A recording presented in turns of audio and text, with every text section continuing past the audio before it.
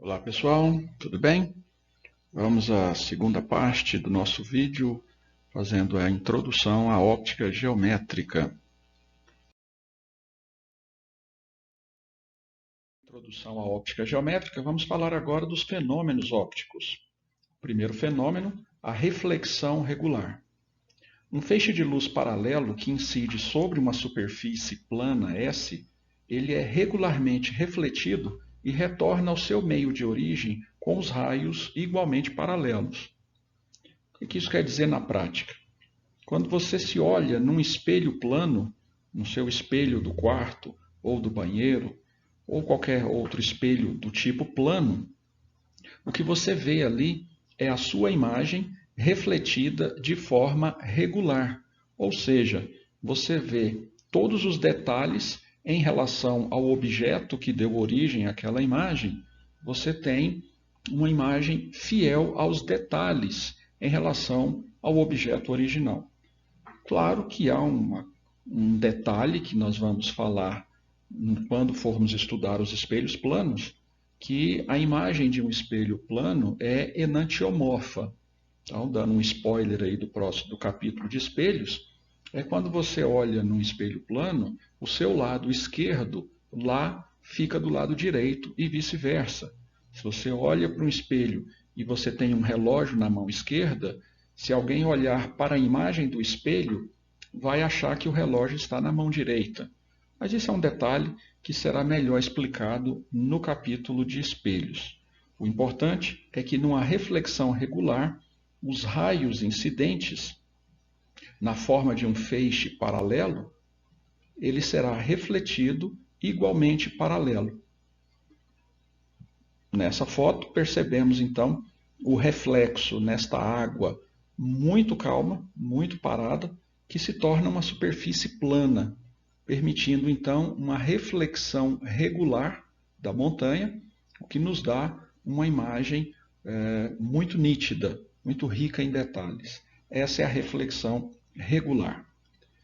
Já uma reflexão chamada de difusa ocorre quando um feixe de luz paralelo incide numa superfície S e ele é refletido de forma irregular. Ele volta ao meio de origem com seus raios deixando de ser paralelos. Eles voltam bagunçados, por assim dizer. Ou seja, uma incidência de um feixe paralelo, ao ser refletido nessa reflexão difusa, cada raio segue um caminho diferente, o que, de certa forma, dizendo de forma simples, desconstrói aquilo que seria uma imagem nítida. Isso vai acontecer, por exemplo, quando você tem essa água que não é uma água calma, é uma água que está trepidando, está com modulação. É uma água que foi então perturbada e ela perde essa característica de superfície lisa.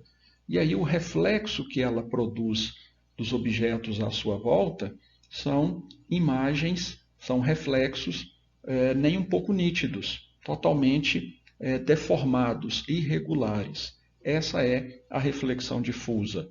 Isso acontece, por exemplo, se você pega um papel alumínio e abre ele bem esticadinho, novinho, sem nenhuma dobra, você terá ali uma reflexão regular. Mas imagine você pegar esse papel alumínio e fazer uma bola dele, amassa ele e depois você desamassa essa bola. Você abre esse papel novamente. Ele vai estar todo enrugado.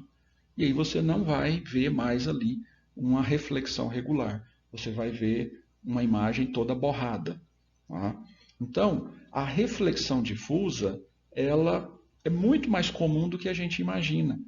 Ela acontece em todos os objetos que são aquelas fontes secundárias, que são aqueles corpos luminosos. Nós não somos superfícies perfeitamente lisas, senão nós seríamos espelhados.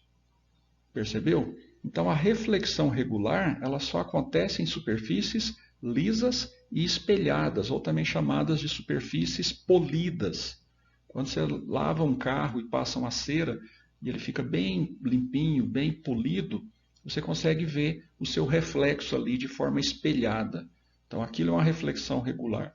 Mas no normal, o comum do dia a dia, por exemplo, de um automóvel, é ele ter poeira, ele ter sujeira, ele ter a sua lata, o seu brilho ofuscado. E aí ele vai provocar reflexões difusas. Qual é a vantagem disso? Que você enxerga o carro e não o seu reflexo. Essa é a ideia da reflexão difusa também. Por isso eu disse que todos nós causamos reflexão difusa. Tá? Você enxerga as outras pessoas como elas são. Porque se elas fossem perfeitamente lisas, se elas fossem polidas, você não veria a pessoa, você veria o seu reflexo nela. Tá? Então, existe até uma pergunta curiosa, não é o momento, mas me veio à cabeça e eu vou deixar ela no ar, e aí quando for lá no capítulo de espelhos a gente deve falar disso. Quando você olha para um espelho plano, perfeitamente polido, onde você vê a sua imagem perfeitamente refletida, a pergunta é, esse espelho é visível ou invisível? O que você está vendo ali? Você está vendo o espelho ou você está vendo o seu reflexo, a sua imagem? Pensa nisso aí, e quando for lá no capítulo de espelhos, quem sabe a gente discute isso daí. Beleza? O outro fenômeno óptico é a refração regular. Veja que nós falamos anteriormente na reflexão regular. O que é a refração? Um feixe de raios paralelos atravessa uma superfície e continua se propagando em outro meio, do outro lado, com velocidade agora diferente, porque ela mudou de ambiente. Por consequência da mudança de velocidade, pode haver mudança na direção da trajetória desse feixe luminoso, que continua com seus raios paralelos entre si. Então, para entender isso melhor, veja essa imagem. Temos um feixe luminoso paralelo, que diferente da reflexão, onde ele deveria ser refletido de volta para o mesmo ambiente de origem, ele atravessa para outro ambiente. Isso no capítulo de refração, nós vamos chamar essa região de meio 1 e essa região de meio 2. Mas por agora é só para você ter noção do conceito desse fenômeno óptico, chamado refração regular. Então, a mudança de ambiente pode ocasionar alteração na velocidade de propagação dessa luz. Porém, ele não altera o paralelismo. Eles chegaram paralelos e eles saem do outro lado paralelos. O que quer dizer, na prática, que você vai continuar enxergando o objeto que está lá do outro lado, naquele outro ambiente. Contudo, ocorre uma consequência curiosa. O desvio da trajetória da luz desvia a visualização do objeto. Veja esse lápis no copo d'água, que na verdade o lápis ele é contínuo, a gente sabe. Ele não foi quebrado e separado dentro do copo d'água. Mas o que vemos dele é esse efeito, essa ilusão de ótica. Experimente fazer isso em casa. Pegue um copo transparente, coloque água e coloque, não precisa ser um lápis, pega uma colher, uma faca, qualquer coisa, e coloque aí dentro e olhe ele de lado que você vai ver esse desvio do que você está enxergando. Isso acontece também quando você senta na beirada de uma piscina, que a água está bem transparente, e você fica com os pés dentro d'água, você enxerga os seus pés de maneira diferente. A impressão que se dá é que a sua perna, inclusive, fica mais curta. Dá também a falsa impressão que a piscina é mais rasa do que realmente é, porque esse desvio da imagem faz com que o fundo da piscina pareça mais alto. Então ela dá a impressão de ficar mais rasa, o que pode ocasionar inclusive acidentes com crianças que chegam na beirada da piscina, vê o fundo, aparentemente é raso, quando ele entra ele não consegue alcançar o fundo. Aqui uma outra imagem de um recipiente, um tipo de garrafa bem lisa, bem transparente, tá? Com água, obviamente, porque o vidro por si só não vai ocasionar esse efeito, por conta do ar lá dentro, mas quando você coloca água, você vai ter essa visão como se fosse uma lente de aumento. Tá? E aí, se você olhar com detalhe, você vai perceber que a imagem da casa dentro da garrafa está de cabeça para baixo. Olha o telhado dela aqui, olha o céu aqui do outro lado. Percebeu? O verde aqui, olha onde está o verde aqui dentro da garrafa. Então, esse desvio da luz, dependendo da forma do objeto que vai permitir a refração, ele causa um desvio de tal forma, que a gente vai ver isso mais para frente com mais detalhe, que ele consegue simplesmente inverter a imagem. Tá? Então, se você tiver algo parecido com essa garrafa e fizer esse experimento, você vai perceber isso. Nesse copo aqui, ó, se você vier com o dedo por trás e passar o dedo atrás dele, você vai ver o seu dedo de tamanho alterado. E se você recuar o dedo, afastar ele um pouco atrás do copo, quando você colocar a mão atrás, você vai ver sua mão entrando pelo outro lado, totalmente invertido. Experimenta fazer isso. Tá? E depois comente com a gente aí. Ou se não conseguir fazer, eu posso fazer um videozinho aí e postar para vocês. Beleza? Vamos lá. Um outro fenômeno é a absorção da luz. O que é a absorção da luz? A reflexão da luz é quando a luz incide sobre uma superfície e volta para o seu meio de origem. A refração da luz é quando a luz vem do seu meio de origem, atinge uma superfície e passa para um outro ambiente. A absorção, diferente desses dois, ela não reflete e nem permite que a luz atravesse para outro ambiente. Essa luz simplesmente é absorvida por essa superfície, pelo menos na sua maior parte. Tá? Dependendo da superfície, parte da luz se reflete, mas grande parte dela é absorvida. Tá? Então, o que acontece com essa luz absorvida? Ela é transformada em calor, porque luz é energia. E a energia não pode simplesmente ser absorvida e desaparecer. Ela tem que ser transformada em alguma outra coisa.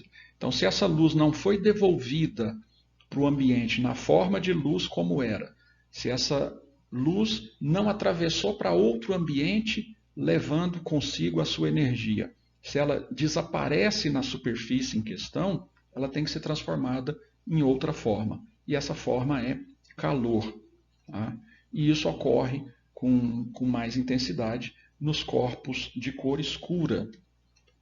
Então, por exemplo, dois automóveis, um prata e um preto, se medirmos a absorção de radiação, se medirmos a temperatura deles expostos à mesma fonte de luz, né, se você colocar os dois lado a lado no sol, percebe-se que o preto esquenta muito mais do que o de cor prata. Isso porque, aqui nesse exemplo, o nosso carro prata ele tem um poder de reflexão de 60%. Quer dizer que 40% dessa luz está sendo absorvida e transformada em calor.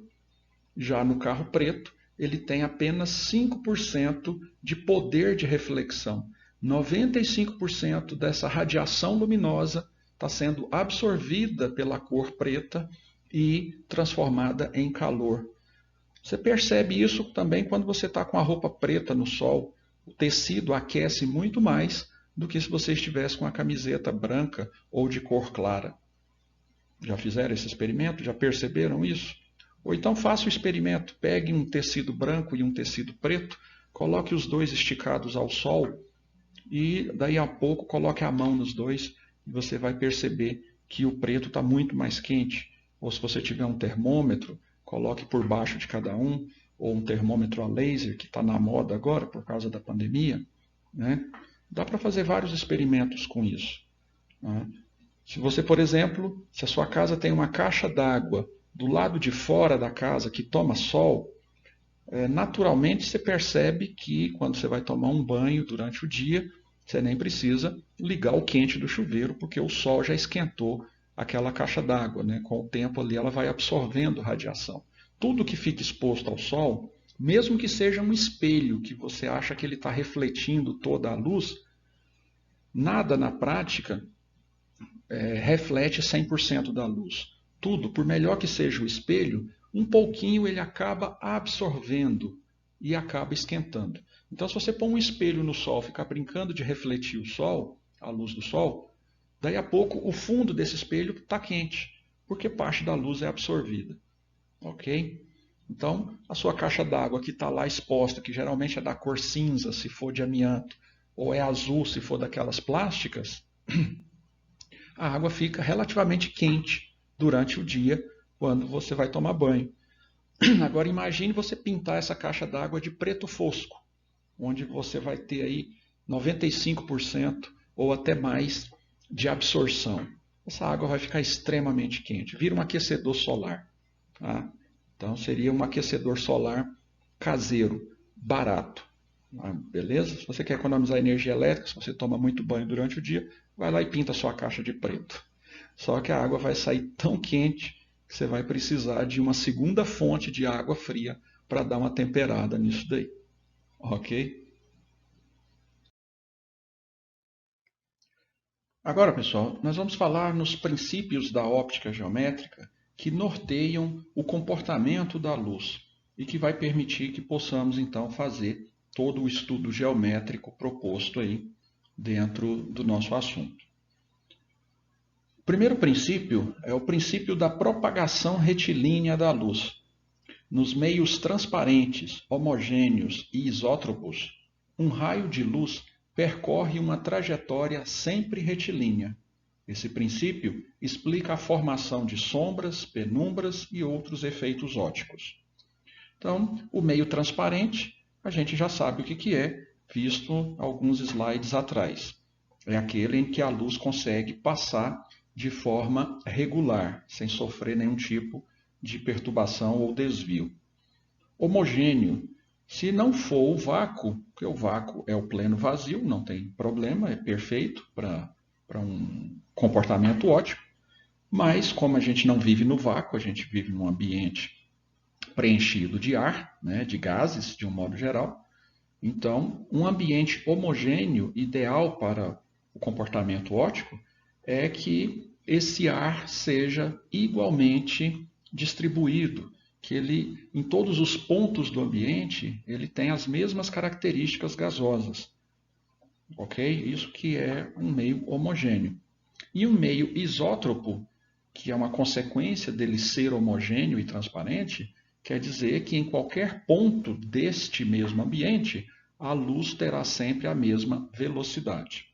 Então, é isso que quer dizer aí a palavra isótopo. Tá? É um ambiente onde a luz se propaga com a mesma velocidade, ela não sofre alteração na sua velocidade. Tudo bem? O outro princípio é o princípio da reversibilidade dos raios de luz. O que é isso? Reversibilidade. Nos meios transparentes, homogêneos e isótropos, a trajetória seguida por um raio de luz não se altera quando o sentido do seu percurso é invertido. O que isso quer dizer? Essa figura ilustra bem isso. O motorista, ao olhar no espelho retrovisor do carro, se ele enxerga o seu passageiro que está no banco de trás, o passageiro também enxerga o motorista pelo mesmo espelho. Isso quer dizer que são dois feixes luminosos passando pelo mesmo caminho. Como assim dois feixes? Para o motorista enxergar o passageiro, uma luz tem que sair do passageiro e levar essa informação até o olho do motorista. Então ela segue essa trajetória aqui, ó. A luz sai do passageiro, reflete no espelho e chega ao olho do motorista. Para o passageiro enxergar o motorista, é o caminho contrário. A luz tem que sair do motorista, refletir no espelho e chegar até o olho do passageiro. Então, esse é o princípio da reversibilidade, ou seja, se você inverte a fonte, se você diz assim, qual é o caminho percorrido pela luz que sai do passageiro e chega ao olho do motorista? É esse caminho.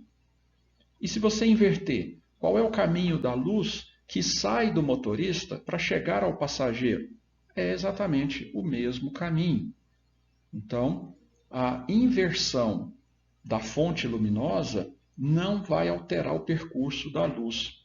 Se você tem uma fonte e um receptor, se você troca isso de lugar, o caminho percorrido pela luz é exatamente o mesmo. Esse é o princípio da reversibilidade dos raios de luz. E o terceiro princípio é o princípio da independência dos raios de luz. Como assim? Quando dois raios de luz se cruzam nas suas trajetórias, eles seguem independentemente suas trajetórias originais, sem que um afete as características do outro. Ou seja, se você tem um facho de luz verde e um facho de luz vermelho, que por algum motivo se cruzaram no ar, no ambiente, a luz vermelha vai continuar seguindo o seu caminho vermelha e a luz verde vai seguir o seu caminho e vai chegar verde no seu destino. Ok? Por mais que no meio aqui, onde as luzes se misturam, você pode ter um outro efeito óptico, mas isso se tiver um observador aqui dentro. Quer dizer, se você receber simultaneamente uma luz vermelha e uma luz verde, o seu olho vai ser sensibilizado por uma radiação vermelha e por uma radiação verde. Isso vai causar uma combinação e você vai enxergar isso de alguma outra cor. Né? De cabeça agora não me lembro dos estudos primários, onde a gente brincava lá de rabiscar com lápis colorido ou de misturar tinta guache, misturar verde e vermelho, que cor que dá. Agora de cabeça eu não me lembro. Ok? Se você tiver tinta guache aí na sua casa, misture que você vai ver que cor que dá. Mas enfim, o importante que aqui é luz, não é tinta. Tá? Então, essa radiação verde, por ela ter a característica de ser verde por causa da sua frequência e do seu comprimento de onda, lembra lá do primeiro vídeo, lá do espectro eletromagnético. Ela tem suas características em frequência e em comprimento de onda. E a sua velocidade é a velocidade da luz. O simples fato dessa energia cruzar com a energia radiante vermelha não altera a sua frequência nem o seu comprimento de onda, muito menos a sua velocidade. Por isso, cada uma segue o seu caminho independente da outra. Um exemplo muito simples, perceba quando você estiver viajando de carro, à noite, o farol do seu carro ilumina um certo trecho da estrada. Quando outro carro cruza com você, o farol dele pode até incomodar o olho do motorista e até do passageiro que estiver olhando para frente. O farol do outro carro incomoda o motorista, mas não atrapalha o farol do seu carro. O seu carro vai continuar iluminando a mesma área, a mesma região. Não há um desvio de luz porque uma luz passou pela outra. Esse é o princípio da independência dos raios de luz. Ok? Então, por aqui eu encerro esse nosso segundo vídeo. Tudo bem? E no próximo vídeo nós já vamos então começar com a aplicação de toda essa teoria que foi falada até agora. Tá? Vamos aplicar esses princípios e ver os efeitos ópticos que são causados graças a esse comportamento da luz aí, norteado por esses três princípios que a gente acabou de falar aqui. Tudo bem? Então, até o próximo encontro, até o próximo vídeo. Não deixe de fazer as atividades. Aquele abraço.